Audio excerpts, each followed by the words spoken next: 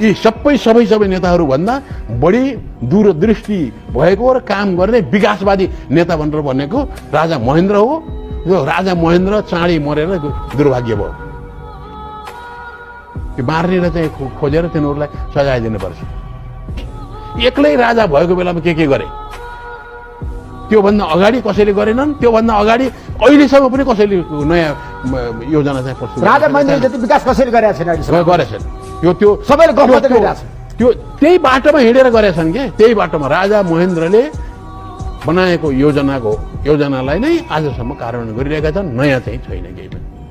अब हामी सँगसँगै अगाडि बढेको देशको कुरा गर्न चाहन्छौँ, विश्वको भुटान, हामी टाढा नजाउँ, बङ्गलादेश अनि भारत, चीन, हेर्नु त विकासमा चमत्कारिता फड्को मारेन। रुनु भएन, आँसु मेरो खस्दैन, तर बेहाल छ। कहीँ जाँदाखेरि पनि हामीले नाक सानो बनाएर जानुपर्छ। नाक ठुलो भयो भनेदेखि त्यो नाकमा यस्ता चाहिँ व्यक्तिहरूको हामीसित सङ्गत नगर्नु भन्छ।